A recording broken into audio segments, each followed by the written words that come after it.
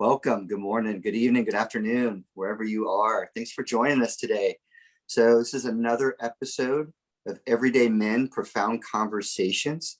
It's a conversation series that I have embarked on with three of my good brothers, Adam McConnell, Jonathan Richardson, and Ken Emmer is our brains and IT guy who's behind the scenes. And today I am so excited. We're here with Jessica Rueger, and we'll introduce Jessica in just a moment. And we're here today. We're going to be talking about relationships and the ins and outs, and how do you define, envision, and create a relationship that serves both individuals. And I think it's going to be fun. It's going to be empowering, and hopefully a little bit challenging at times. So a little bit about Everyday Men, Profound Conversations. It was a vision that we had about 8 or 9 months ago. Myself, Adam, Jonathan, and Ken got together via the Mankind Project, which is a worldwide organization for men. We got together here locally and asked, how could we promote this organization that means so much to us? What can we do as everyday guys? You know, we have our own lives, we have families, we have things going on. How can we bring awareness to the topics that we conversate about, and the many different facets of the work that we do within the Mankind Project? And we got together and we thought, why don't we do a series of interviews where we interview a variety of people on a variety of topics, beliefs, and subjects that mean quite a lot to us and that may inform you guys out there a little bit. And so that's exactly what we did. We had agreed to take on one guest every month and talk about a topic that may be challenging to talk about. It may be a topic that is not spoken about as frequently, and to really promote the courage that we see within the Mankind Project to step into a new way of being in the world, and to look at new perspectives, and to bring us closer together, because we have far more in common than we do have differences. And part of the Mankind Project, I wanted to mention too, is a powerful training called the New Warrior Training Adventure, which we have participated in. It's a brilliant 48-hour training that really takes a deep dive into who you are. It's a training for men, and it's unlike any other training I've ever experienced, and I've been through quite a few, and it's their flagship training. And then also after that, the Mankind Project hosts, I would say, thousands of men's groups around the world weekly, where men get together. We talk through the passages of our lives. We share with one another. We learn from one another. We engage in meaningful ways, and we develop community, and we develop bonds with one another. And I say we because I've seen it around me, but I've developed bonds with men that will live with me forever. And I'm so grateful for this opportunity to share. And we are all sponsored.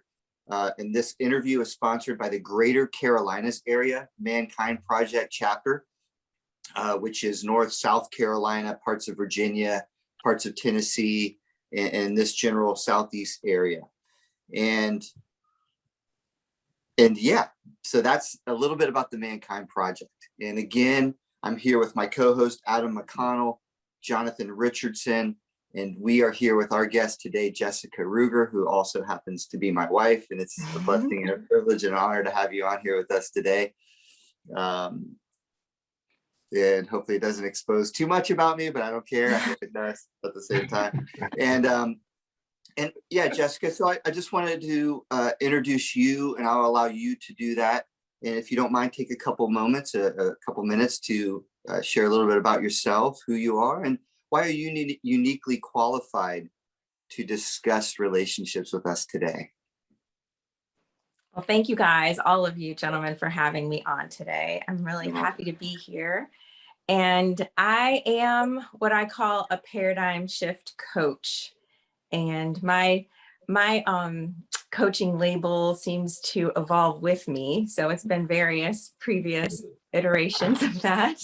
And this is the current iteration. And I've been coaching professionally for about 12 years now.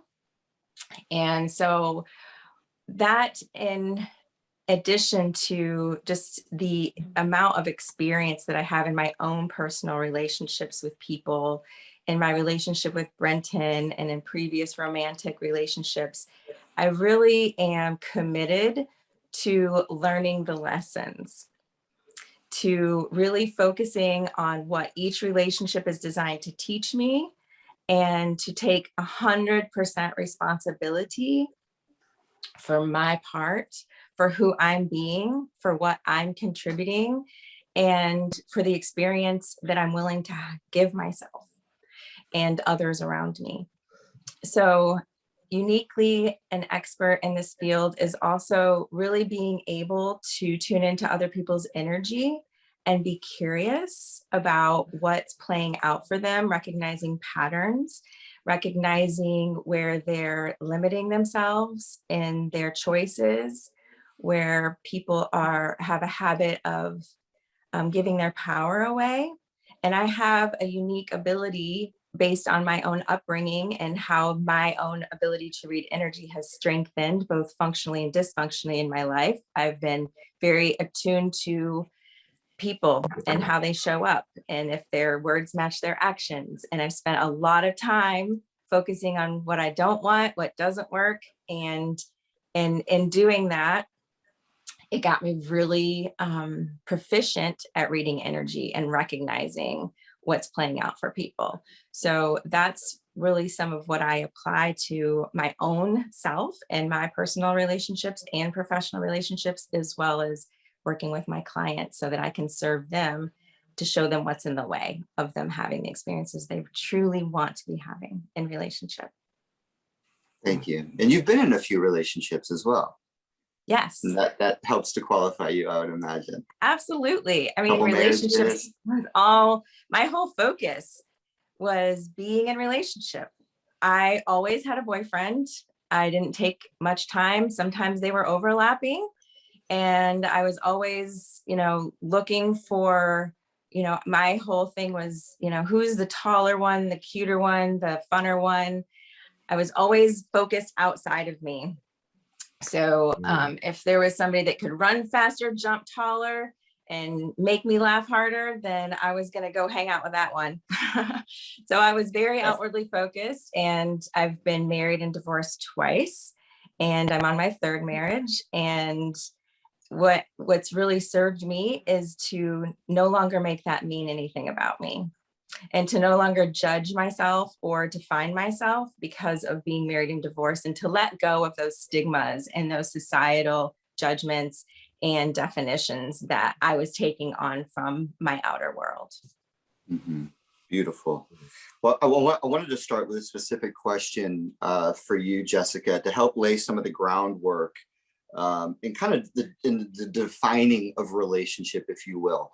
Can you tell us a little bit, in your experience and in your expertise, how do the relationships that we find ourselves in today, how do those connect to the formative or to the developmental years of our lives, namely between the ages of 1 and 8, 1 and 10? I just want to take a kind of a trip back so that we can bring ourselves forward. And if you can speak to that a little bit, how do the relationships that we find ourselves in, whether they're intimate relationships or, friendships, things like that, how do those connect to those formative years of our lives? So many ways I could answer the question. So I'm going to just go with the one that really came through immediately.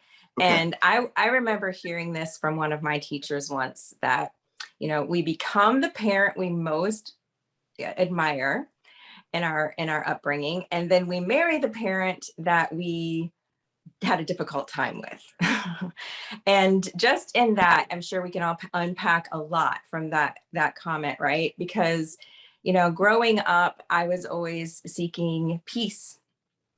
I was always looking to take people out of their negative feelings or out of the negative energy there. And because I wanted to feel a certain way, so I started to do what I could to get the person that I was in relationship with in that moment or engaged with in that moment to feel a certain way so I could be in that energy.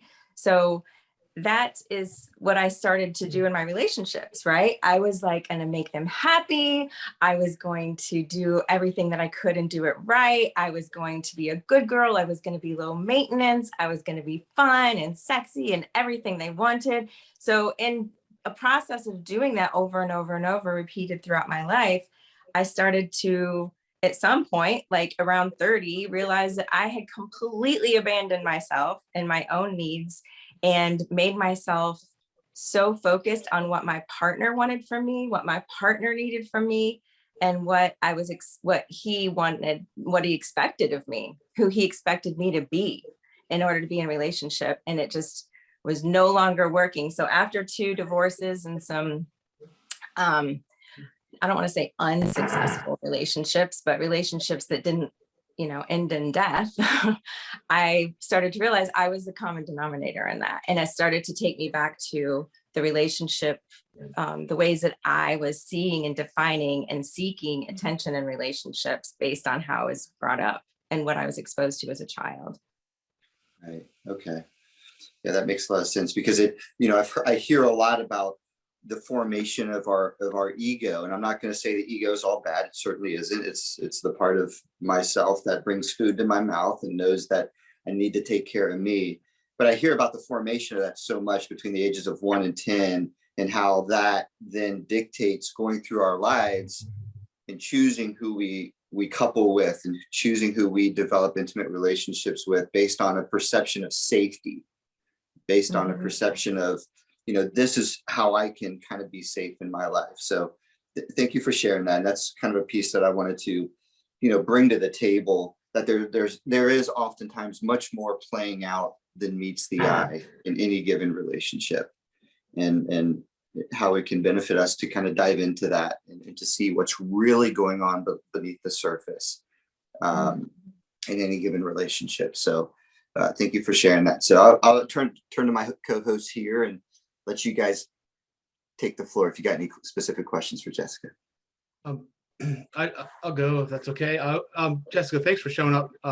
Good morning to you. And a question that just came to mind, and this is, I think you spoke to it in your introduction, that sort of, I should do this, I could do this, I would do this, and how that relates, how your self-worth is dependent upon your partner, so to speak. And it seems like, and I've heard this said a lot in our circles, is that we kind of meet ourselves and are attracted to ourselves and our dysfunction a little bit. And sometimes that sets the stage for these longer term relationships. And sometimes it's tough to unwind that knot. And you set those patterns of like, I should be this and I should be this for this person. And it becomes calcified, a little bit. And how do you break free from that and kind of move forward and start to evolve once you understand that you have been attracted by your dysfunction, right? Like, how do you get out of that space? Yeah, I think the thing that really served me in my relationship with Brenton was having a vision of where I wanted to go, because it's so easy for us to focus on the things that aren't working, focus on our dysfunction, focus on the way our partner isn't showing up and not satisfying us, and thinking that we're doing something wrong and taking it personally. So when I started to really get clear on what did I want in a relationship, like now that I'm starting to understand that I have, I'm contributing to this relationship, in what ways can I show up differently? And what's the vision? Where am I going? Where do I want to end up in this relationship? What are the experiences that I want to be having between now and where I want it to end up? Because focusing on where it's all tangled up and knotted up and all the things that went wrong and all the ways that it just doesn't feel good was just bringing more of that experience into my life, because focus does create reality. So whatever I'm focusing on becomes my reality in that moment. And these moments are very sacred and special. So I wasn't willing to give all that time to all of that anymore. And it also brought me into a place of where I needed to fix something. And I started to perceive things as broken and, not okay. And so when I was in the vision, I started to realize, oh my goodness, like I'm responsible to myself for every experience I want to be having. And that means, how many times do I want to go into reaction and be really irate? And what is that doing to me? so focusing on where I want to go, having a really beautiful vision, like even just starting with a healthy, functional relationship was the first step, right? To focus on having that healthy engagement and a functional way of communicating, and then taking responsibility for who I'm being. So that's the best answer I could give you in this moment. Hmm.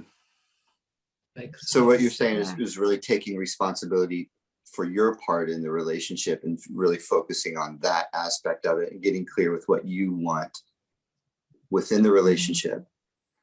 Mm-hmm. Yeah, I remember actually when this occurred to me, Brenton and I were walking down the driveway and everything was going swimmingly. And then all of a sudden I triggered on something he said.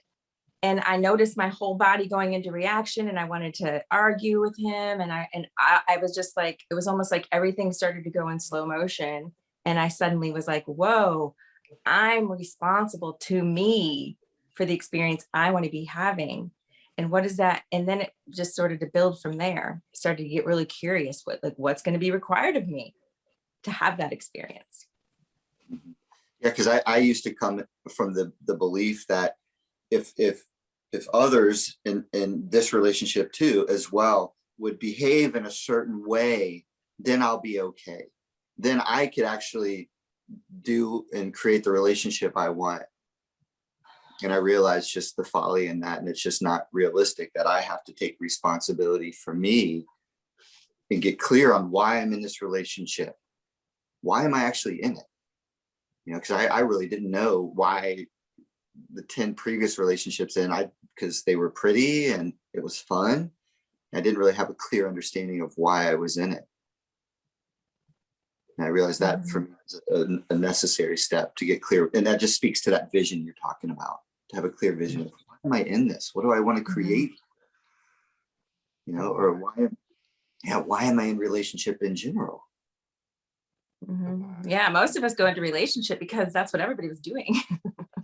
Right. So that was the way that we judged our worth or our value, is if somebody wanted us. Does it seem to you guys, and it seems to me like the way in which we engage with our relationships is that many people, maybe I'll say me because we speak an I language, but expect your partner, your whatever, your spouse or whatever, to be basically everything, right? They're going to be your romantic partner, your sexual partner, they're going to be your caregiver, they're going to be your support network when you're down. I mean, they have to play all these roles, and we sort of pile on all of these expectations onto the ones we're closest with. And sometimes that can be a little overwhelming if you don't have another way. Have you seen that? Is that a common pattern that you see in your work with other couples or individuals? Yeah, absolutely. And it's very unconscious. It's really us kind of reverting back to our inner child and then looking outside for all of our needs to be met, because most of us aren't taught how to meet our own needs. And so that's part of what I do, is teach people, A, to be aware of what they are, and be really clear on what are the needs that I have. And then also B, what can you do to meet those needs? Where are you not showing up for yourself? And then expecting other people to show up for you. Right. Taking responsibility for yourself to meet those needs. Mm-hmm. And then asking for them. Mm-hmm. I'd like to share this, if it's okay. It seems like that there's a common theme with relationships. To me, the word codependency comes up a lot in conversation, and a lot of times it can come up in very unconscious ways. The need to be needed, like what Adam just said, just the whole inner child work. It's very daunting on someone to put all of that on someone. Just one person. When I hear people refer to their partner as, well, she's my rock or he's my everything, I can only feel a bit of a kind of, I take a step back when I hear that, because I can't imagine what that person has to go through in order to be someone's everything. you know, in my judgment, that just seems like a kind of a codependency issue that comes up in their world. But I guess I guess I said that to within your work, to ask you this: within your work, are you able to help people realize, like, establish some type of interdependency within a relationship? Like, what does that look like to you as a Yes, coach that's exactly or really. as a human being? Thank you. What was the last piece? I was talking over you. I thought you'd finished. Sorry. No, I just said, what does that look like as a coach, and also, but as a human being, not just Mhm. beyond being a coach to someone, you know, this in your own experience, in your own life. Yeah, it's really where I find that I serve people the most is really allowing them to recognize where they are either playing that role or being played for that role and codependency. Because in my own life, I was codependent. And I'm still likely codependent in many ways. Like, I'm not done. I am an ever evolving human being. I'm multidimensional. I am not perfect. I'm not striving to be. I'm doing my best. And I catch myself, and Brenton catches me in my codependent default, if you will. But teaching people to recognize where they aren't really owning their own power, and really recognizing that their power, that each of us is, inherently powerful, and that we don't really understand our power because we're not even paying attention to it, right? Especially as codependents, we're always looking at who we need to be or who they need to be in order for us to feel whatever it is we want to feel from moment to moment to moment to moment. And so I work with people to understand their power and to recognize where they're giving their power away, so that they can be onto themselves when they're giving their power away, and take the steps necessary to reclaim that power and to utilize that power in ways that are going to support them in creating the experiences they want to be having, rather than hemorrhaging their power, hemorrhaging their energy into these limiting beliefs or codependent relationships. Where your focus is, there's just so many ways that we give our power away. A lot of ways that we give our power away is in our thoughts and feelings. And our thoughts and feelings, while they're important, like everything in life, we want to do things in moderation. And if we're ruminating or really overindulging in our thoughts and having dialogues in our head, then we're creating separation. And we're running these stories that are telling us, what this other person should be doing, who I need to be, what I did wrong. We're beating ourselves up. We're self-deprecating. So, and that's a big way that we give our power away, is by thinking and staying so in the head instead of asking or speaking to the person that you are, having conflict with, or not having this connection that you'd really desire to be having. So when you say power, is another way to say that capability, or our power and ability to create, when you say use the word power? Yeah, I think that the way that I see the world is everything is energy. And when we're, scattering our energy all out there so that we can constantly know how to be safe or what to say or how to behave, like, that's our power. Our power is our energy. And yes, our power can be harnessed. Our energy can be harnessed and used as power to understand that we are capable. We're inherently capable. It's just that when we're giving our power away outside of us, we're believing a story that we're not capable, that I can't do it right, that I'm a mess up, or, defining ourselves in such a way that's robbing us of that very power, that if we were to take action in favor of what we want, we would see evidence of our power immediately. Right. Okay. Yeah, because it seems to me like in relationship, there's this common misconception that we have a choice. Like for me, I want to be loved. I want somebody to love me. Like, I don't think I have a choice. It's a common human instinct. Like, I want to be connected with people. I want people to, I want people to love me, and I want, I want that, and I am, attracted to people. There's things that, I don't have a choice over the matter. It's part of my human instinct. But I think the conversation, and like speaking to what Jonathan's saying, is I do want to find somebody that I really care about. Some people don't. Some people love to be single. There's no problem with that. Some people like, other things like polyamory, things like that. There's so many different ways to do this. So, for me, I don't have a choice of some of these things, but I do have a choice of how I'm going to get it, how I'm going to show up. I do have a choice of who I'm going to be in the face of my deep need for you to like me or to love me, and how I'm going to go about creating that for myself, versus thinking that I need you, specifically you, Jessica, I'll say, because you're my wife, specifically you, to fill that part of me, if that makes sense. Like there's some people are like, oh, I don't want to have to need another person. I don't need you or to complete me. And I think that's BS. I think for me, I am wired to want to be loved, and I'm okay with that. It's just, how do I go about sharing my love and receiving that from others, and really taking a look at that for myself, which I think speaks to kind of Jonathan's languaging. Like for some people, it works to say, I have a rock, or I have somebody that's kind of like my ride or die, this is my everything. And I think, I get it why you would trigger on that language. And that makes a lot of sense to me. I just kind of speaking to that is what I'm trying to do there.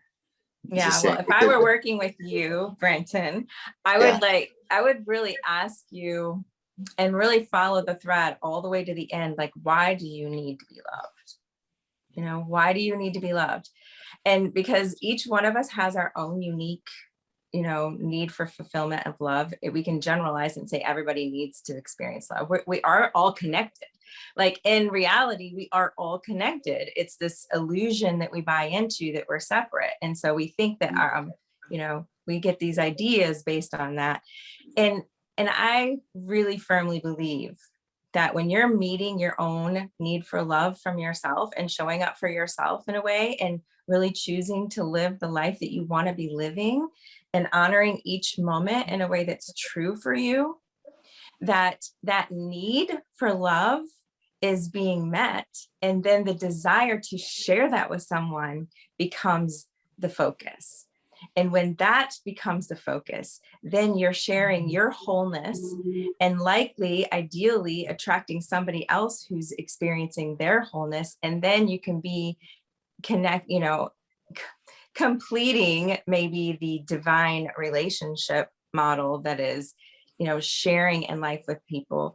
Because I see my relationship with you is one that is designed to, become the highest version of myself.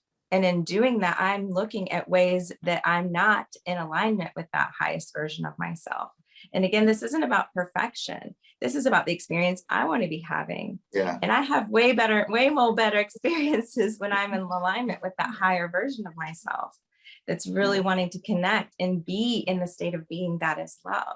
But if I think I need love from you, I'm going to behave very differently, because I'm going egoically. My default mechanism is designed from my childhood upbringing to please you in order to feel loved. Gotcha. Yeah. And when I'm in the state of being that is love, when I'm in the state of being that is love, pleasing you becomes natural, but it's not an agenda to get something from you. It's a true expression of my love. It's generosity and appreciation, and it's pouring out of me, and I want to share it with you. And I impact my environment when I'm in that state of being that is love, that is my responsibility to generate within myself. Gotcha. Yeah. Because our relationship has been anything but perfect. I'll tell you that. I mean, literally, and I say that laughing, and I can be proud of that, because we had divorce papers and we were on the end of it. And we both at that point just realized, we're not done yet. I haven't learned what I need to learn from this relationship. Just that simple. And you looked at me and you're like, I haven't either. And so we dove back in. So I'm not here to say, it's been roses and rainbows and unicorns by any stretch of the imagination. And I wouldn't trade it for the world, because to go to that depths with somebody is really a gift. Hey, I was reading this article this morning, and I saw it's a funny quote. It's pretty anecdotal. This lady named Brene Brown. I follow her on Instagram, on Facebook, one of them social media platforms, and I kind of chuckled because she said, we're hardwired for connection and community," which is what Brenton Brenton spoke on. Just being hardwired to be loved and in a communal state, whether it be a relationship or a friendship, whatever. But okay, we're hardwired for connection, community, but we can want it so badly, we are trying to hotwire it. Meaning, and that can be a trigger for some. I just thought it was kind of funny, but at the same time, it's pretty deep. It's pretty serious, because it speaks to a lot of like unconscious behaviors and tendencies that people that I have found myself doing in the past. I'm doing my own inner child work, and it's helped a lot. My desire for love comes in the form of this. One of them actually is not the main one, but one of them is, I question. My question would be, do you understand my love language? Because we all speak a certain love language, and it comes from a true place for me. And it's, what is it? I wrote something down. It's a balance for me between thoughtful actions and people pleasing. Thoughtful actions for me is my love language, and I do a lot. I do a lot for people that I care about. I really do. I'm very thoughtful. I'm very conscious of that. But love language for me is pretty important. Does that resonate at all? Like within your coaching, within your process of helping people understand that? Yeah, it doesn't come up as much as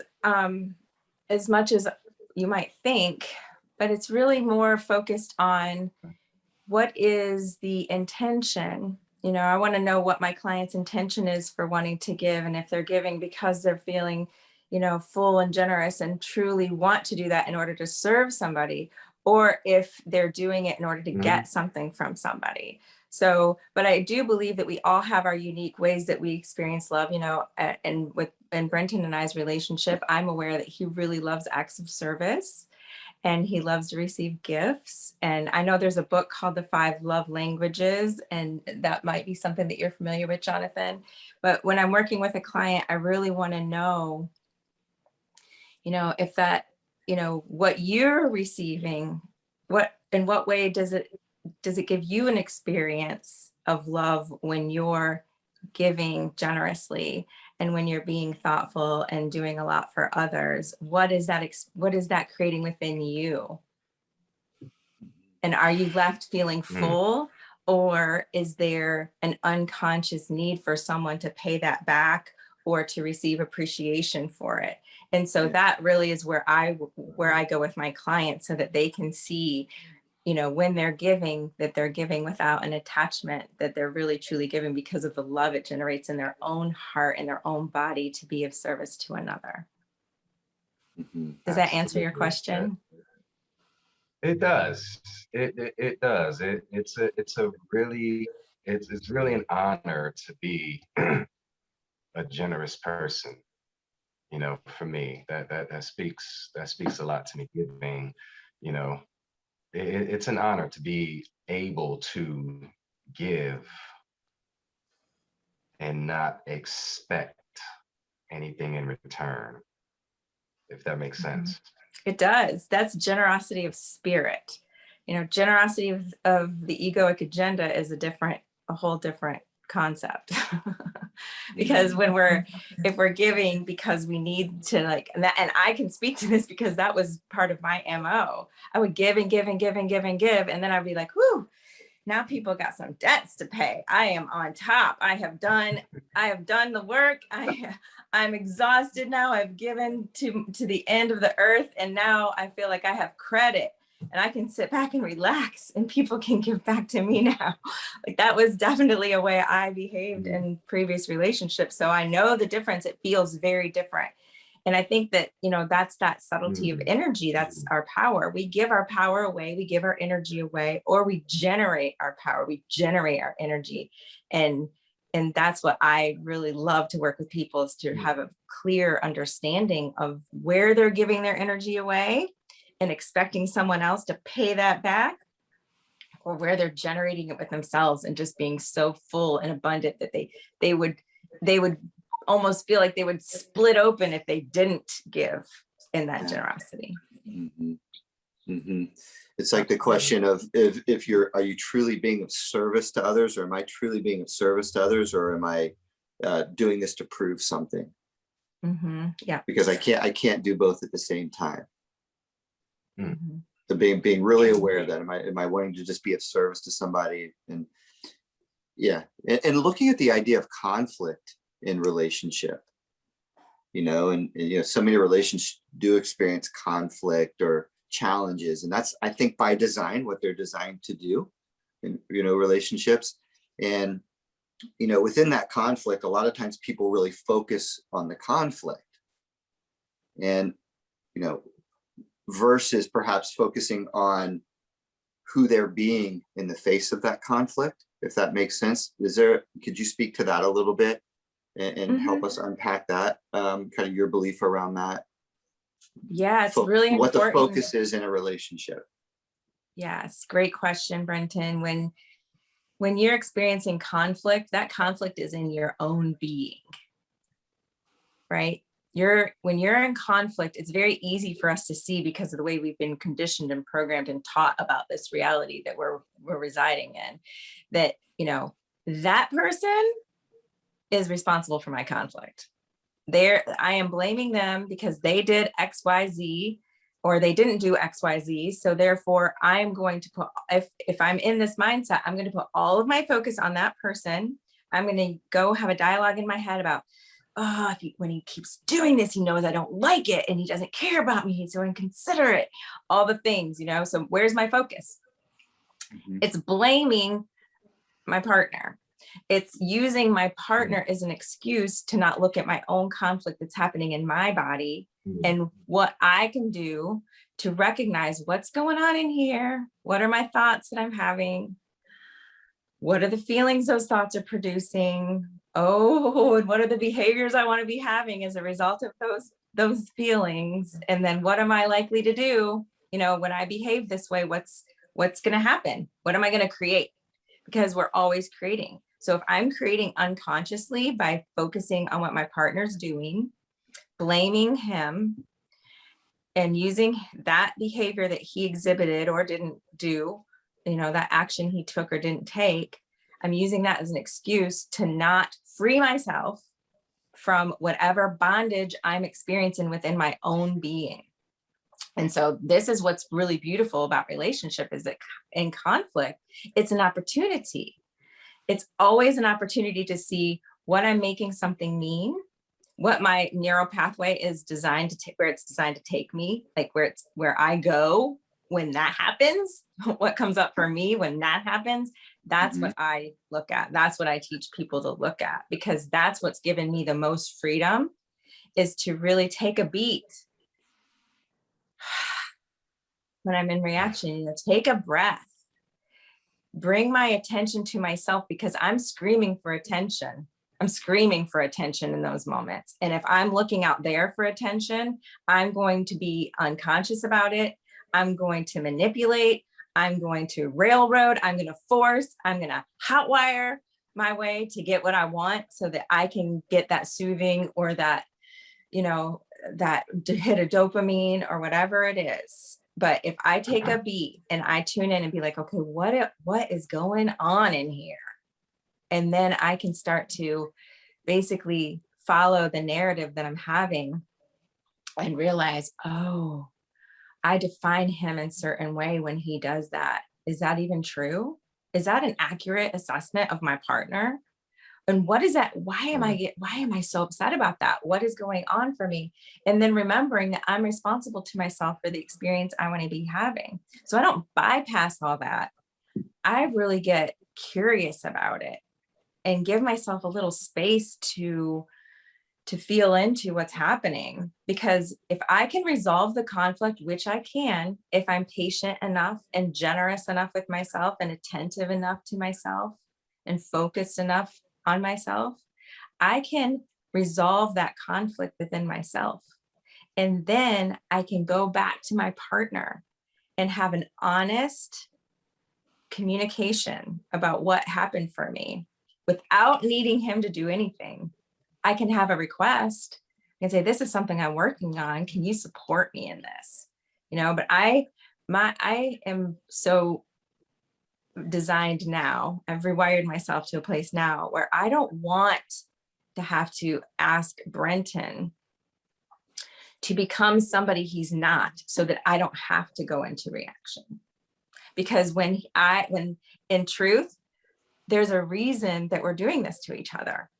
And if I get him to change so I don't have to feel that, then I'm not going to transform that. I'm going to then make him responsible. And each time he does that, I'm avoiding a transformation within myself that can free myself from having to go there. Because this is what happens when you're committed to this work. You transform your reality because you're letting go of all of these cords, all of these knots that have been tied that take you into that neural pathway. That's like, it's him, it's his fault. If he wouldn't do this, then I could be free from feeling this pain and this whatever. But when I go and take total responsibility for my experience, each time we have a conflict is an opportunity to transform into a higher state of being or a more pleasant state of being. And then I'm free from it. Literally, you get to free yourself from all of those little knots that are being tied from the moment you're born to this current reality. Mm-hmm. Gotcha. Thank you for that. Yeah, makes sense. Jessica, I want to ask something real quick. I mean, you've had a lot of experience in this. You've done your own personal work to kind of get to that depth. When you're working with clients, like, to me, some of what you said, honestly, just sounds like words, right? Like, they just sound like words. Like, I need to, take hold of my inherent power, right? Like, that sounds good. Yeah, I would like to do that, right? But what I really want is the actual visceral feeling of being powerful, right? I don't want to think that I need to somehow retain my power, my agency or whatever. I need to when working with your clients, do you see that shift from something that just becomes words, like a Brene Brown sort of, calendar of the day saying, versus something that's actually real and something you can live in? When do you see that shift happening? When one has taken the action. Because words are just mere words until you apply them into your own life, especially in the moment that matters, and every moment matters. So it's like when you're scared and you're typically going this way, go this way, right? Because we all have heard that the definition of insanity is doing the same thing over and over and expecting something different. And I promise you that when you do something different will come out of it. You'll have a different outcome. And it doesn't need to be perfect. And you don't have to go through years of preparation to take the action. We learn so much in taking the action by experiencing it. And not an attempt to get it right, but an attempt to transform out of a certain way of being into a certain way of being. So, next time you find yourself in whatever conflict that maybe is similar to what I was just, describing, and you're clear on what you'd really like to experience instead, and you tune in and ask yourself, what's required of me in this moment? What can I do to serve myself in this situation? Or what would serve this situation? Taking that beat, taking that pause, stopping and asking yourself in your truth, and then going with that information you get. When you tune in for a second and ask yourself, what would I love? What do I want? Anything similar to that or something even more powerful for you. And then you act on that truth that you get, you're going to experience your power. And then you're going to start to get more evidence of it the more you're willing to ask and go with what you get. Ask and go with what you get. Because when all of this is going on, we're going to go into default. We're going to go into reaction. But we must have enough awareness, just enough to be aware enough to recognize that you do have a choice right now. And how are you willing to slow down enough to connect with your truth enough to get the information that you can go in a different way than you're accustomed to going? Does that answer your question? A bit. I guess I have a small follow-up. My experience has been I have a really hard time defining what I want that relationship to be like, right? Because it's both like, I've heard it said like, basically like you don't have one partner for your whole life. You have like 1,000 partners for every day you're with that person, right? Like a new partner every single day. And so with a continually changing sort of landscape with a relationship, I find it to be challenging to say, what do I really want here? I don't think I've really figured that out after being with my partner for almost 18 years. I still struggle with that. Like, what is this thing? And what I want to jump in real quick because that's a really big piece for me that you shared, because I had this idea of what is it that I want for the relationship, but I switched that to what is it that I want, Brenton Rueger, for me to experience within this relationship was the question that was a very subtle change for me. Because I used to, like with Jess, I was like, well, this is what I want from her, and this is what I want from us. And then I kind of switched that, and I was like, what do I want for me? What experiences do I want to have within this relationship? And that's what I got really clear on. And that took time. It didn't happen overnight. It's like, you know, I want to be vulnerable. I want to feel. I want to be who I am, and take off all these masks I was wearing, shed all this these layering that I had from previous relationships and from, you know, certain things that I experienced as a young boy, things like that, that I decided I want to deal with all that. And so I just speaking to that. That's a really big question, Adam, because I think for me, I spent a lot of years like, trying to figure out what I want from the relationship, but I didn't even know what I wanted for me as an individual. Why was I in this relationship? And I had to be willing, and I know this was a time to let the relationship go. I had to be willing to accept that the relationship may not work, and that's okay. But I needed to do the work on me to show up in that relationship. And then that was a big choice point for me in my life, understanding that, you know, for me to really be in a healthy relationship and a functional relationship, I had to be healthy, and it really would have benefited me to be healthy and functional as a man. And I was we're contributing to our relationship. So my return question to you, Adam, would be, how important is it for you to know what you want in your relationship? How important is that to you? For me, well, it hasn't been important, otherwise I probably would have gotten there, you know, in a way. And so, but it has come up recently that I think that that's something that maybe I do need to define. I think that often in my relationship, not only my current marriage, but previous relationships, a lot of times I'd go along to get along because it was sort of the path of least resistance, and it wasn't exactly what I wanted, but it was good enough to get me through, and it was sustaining to some extent. And most of those relationships in the past fell apart because I didn't really have a clear definition of what I wanted to get out of that. I think that, you know, with my current relationship, it's a lot more complicated, it's a lot more long-term, you know, and there's a lot of, we've had a lot of conversations, and we continue to work through that, but I don't think either of us have a real clear picture of what we want for ourselves within the relationship. So I think it's an important conversation to have, and I look forward to having that with her. Yeah, because think about it. If you guys were going to go on a trip together and you didn't know where you were going, you know where you are, but you have no idea where you're going, and you're just kind of hoping and praying for the best destination to just appear for you. You know, it's like there's no coordinates. there's no direction. There's no GPS. There's no, left on 95 and straight up to Compton or wherever you want to go. It's like, we really need to know where we want to end up. Like, let's get clear. And we're not taught this. Like, I never knew either until I was taught it. But once I was taught it, I was like, how did I manage to get where I am? Like, wow, I was, wanting to go to New York and I was hanging out in Seattle half the time from Florida. So I really think it's important to have that time for yourself to get real curious and just, make it a journaling practice or a meditation or how, go fishing or whatever works for you to really drop into that truth and start asking yourself and asking yourself and asking yourself, and then have that conversation with your partner and see, where those can line up in the most best possible way through conversation and negotiation and navigation. Yeah.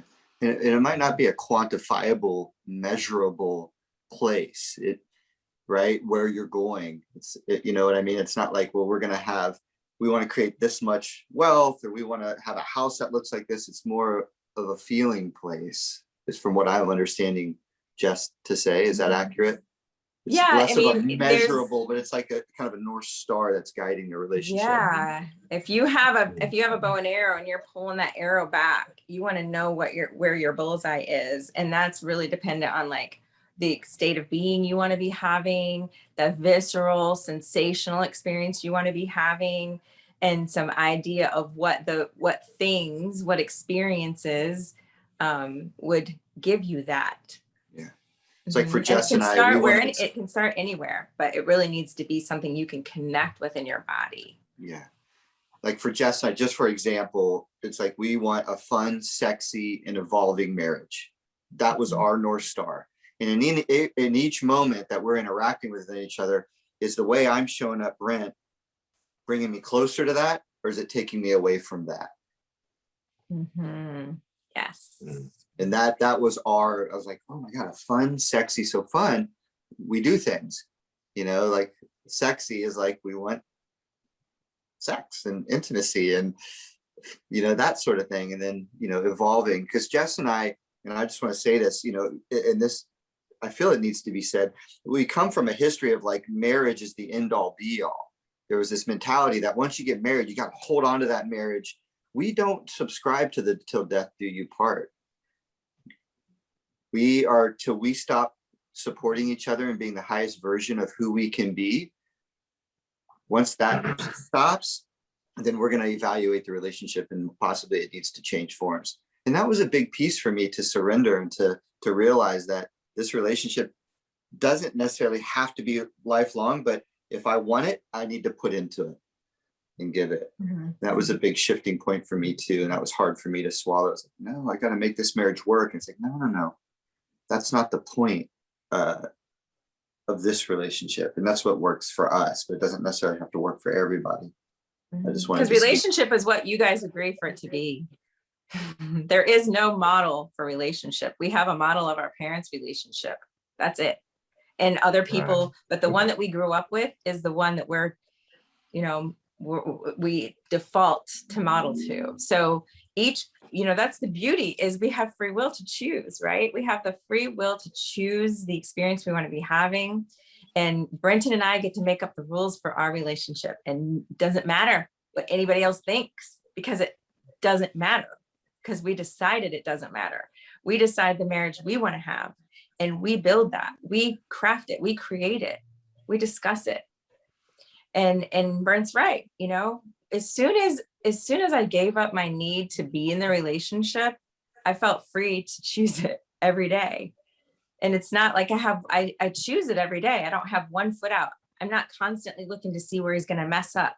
I'm not constantly seeing the things that I'm not focused anymore on how Brent's doing it wrong, or not showing up the way I expect him to, or not being the man that I need him to be so I can be the woman that I need to be. I'm not constantly judging him anymore.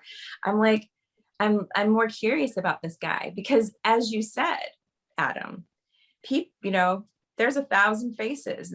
We're constantly evolving. We're not the same people over, that we were 10 minutes ago. We've all changed just being on this call. We're all different than we were, And we got to get rid of that history and not focus on it and not hold people hostage in their history, not hold ourselves hostage in our history. Mhm.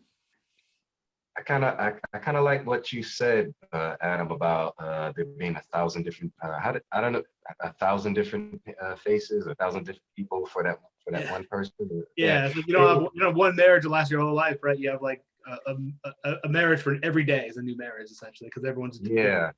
I am different when I wake up today than I did yesterday. Indeed. So to be a stranger to your partner every day can be something of a miracle, you know, especially if the stranger is intriguing to you. You know, every time, you know, okay, I'm just gonna cite real quick the most important relationship that I have right now is with my co-parents. They're both, I have an ex-wife, 3 kids, and my co-parent who lives here in Somerville with me. And we chose to co-parent and not be involved romantically. Of course, my wife and I, we divorced many years ago, well over 10 years ago, but we still were able to maintain a friendship. We weren't always friends, but over the years, we have this responsibility for these kids, for these children who are pretty much almost grown now. And I'm raising a 7-year-old daughter, wonderful daughter with a wonderful co-parent. She's one of my dearest friends. And of course, I don't live there, but I'm there 6-7 days a week, pretty much every day of the week. Before work, after work, I'm there. And there's the dynamics of our friendship is really what motivates me, not in a codependent way, but in an interdependent way that keeps that theme of being if this makes sense, being a stranger every day to the same person, because there's always something, our worlds are shifting all the time. We're constantly evolving. We talk a lot. We talk about our interactions throughout the day, every day, and it's always something fresh. Even if it's the same subject, there's something fresh about the conversation that's happened because it's a new day. Because we're beautiful. Yeah, and it's very engaging. And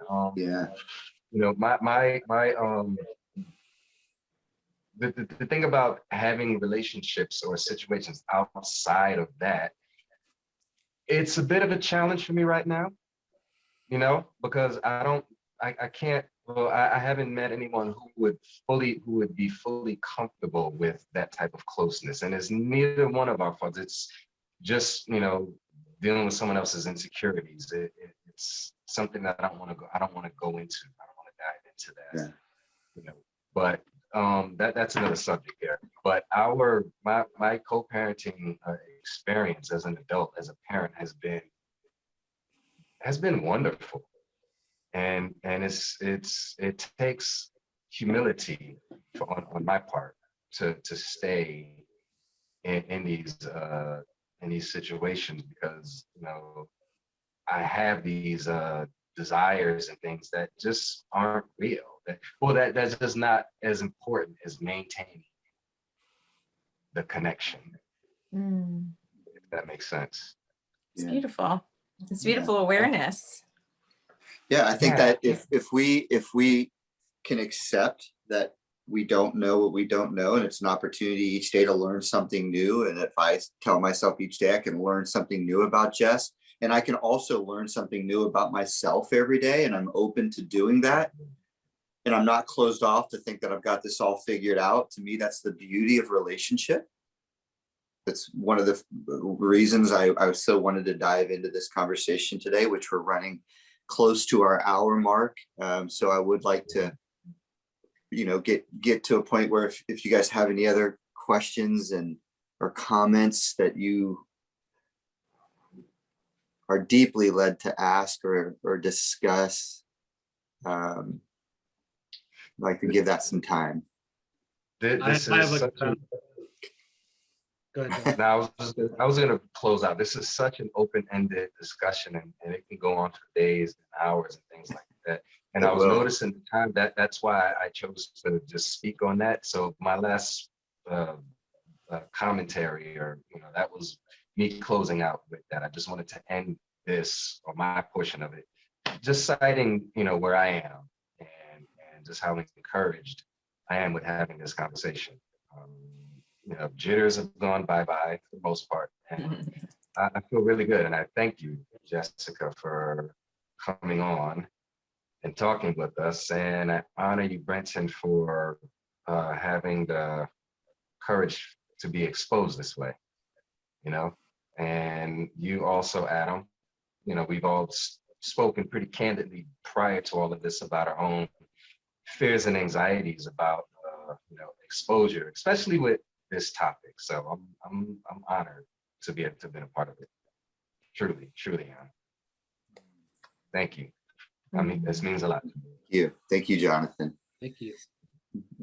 Adam, I have no further questions. final commentary? Yeah, I have No 1,000 further questions, but I'm not going to ask any more. I've enjoyed the conversation, and I look forward to more conversations in the future. But thank you, Jessica, for coming on, and thank you guys for modeling what a strong relationship could look like, not only today, but like in general, that I know you outside of here. I see that a lot with you guys, and I really honor you guys for that. Thank you. And, Thank you. yeah. And I judge that if any of We're our willing to expose the worst parts of ourselves to ourselves and each other, so that we weren't hiding it anymore. And that's just one last thing that I wanted to share. When you're really willing to just expose all of who you are to your partner, then you're no longer hiding that. And that's vulnerability, that's intimacy. And that's what I believe is a beautiful way to not only move into acceptance of all of who you are, but to share that with your partner, so we can have a real accurate view of who we are and who we're engaging with in our relationship. And we can only do our part. They get to do theirs when they want to. Absolutely. Beautiful. Yeah, thank you all. And for anybody who's viewing this, thank you for joining us today. This conversation is an ongoing conversation, a very personal one. If you have any further questions, please put them in the comments section, or Jessica's information is going to be below. From what I understand of Jessica, she's always open for conversation, and reach out to her if anything she said piques your interest. And for now, this conversation of Everyday Men, Profound Conversations, is going to go ahead and come to a close.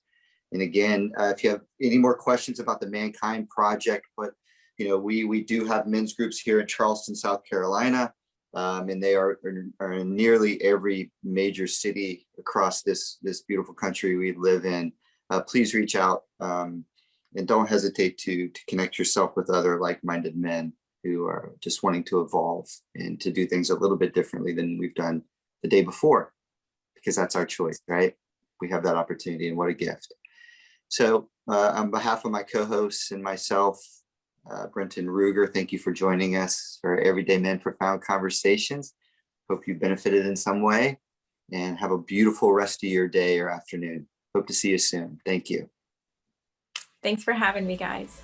You're welcome. Thank you, Jessica. Right. Thank you.